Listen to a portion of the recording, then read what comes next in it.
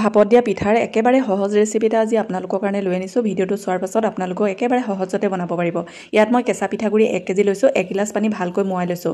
ভাপত দিয়া পিঠাটো বনাবলৈ হ'লে কেঁচা পিঠাগুড়ি হ'লে বেছি ভাল হয়, শুকান পিঠাগুড়ি ল'ব পাৰে কিন্তু ইমান বেছি ভাল নহয়। পৰাপক্ষত আপোনালোকে কেঁচা পিঠাগুড়িয়ে ল'ব।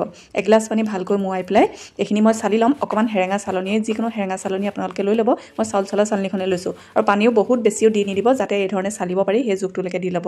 ধুনীয়াকৈ পিঠাগুড়িখিনি জেকা হৈ গ'ল। এইফালে বনাবৰ কাৰণে কুকাৰটোত মই অলপমান পানী উতল আহিবলৈ দিছোঁ, হুইচেলটো খুলি পেলাই।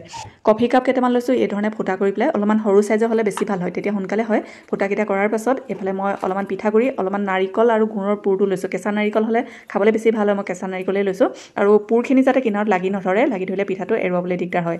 একেবাৰে মুখলৈকে মই দিয়া নাই, অকণমান খালী কৰি দিছোঁ, পিঠাটো নহ'লে বেছি ডাঙৰ হৈ যায়। পানীখিনি উতল অহাৰ পাছত কাপটো মই বহাই দিলোঁ, ওপৰতে পাতল ঢাকন এখন দিছোঁ আৰু এইফালে দেখিছে ধুনীয়াকৈ ওপৰফালে ভাপটো আহিছে।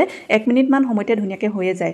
আৰু বাকী পিঠাকেইটা মই এই ধৰণে বনাই ল'লোঁ আৰু এইফালে মই উলিয়াই দেখাইছোঁ। বেছি গৰমে গৰমে উলিয়ালে ভাগিবও পাৰে, মই তথাপিতো গৰমে গৰমে আপোনালোকক উলিয়াই দেখাইছোঁ। খুব ধুনীয়াকৈ হৈছে। দুটা পদ্ধতিত আপোনালোকক বনাই দেখাম, এই ধৰণেও আপোনালোকে বনাব পাৰে। কাপ কেক বনোৱা মই কাপকেইটা লৈছোঁ।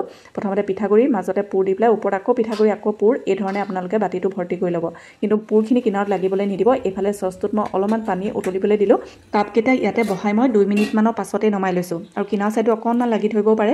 এই ধৰণে এৰুৱাই পেলাই আপোনালোকে খুব ধুনীয়াকৈ আপোনালোকে পিঠাকেইটা এৰুৱাব পাৰিব। একেবাৰে সহজ পদ্ধতিত বনাব পাৰিব আৰু খাবলৈও খুব ধুনীয়া হয়।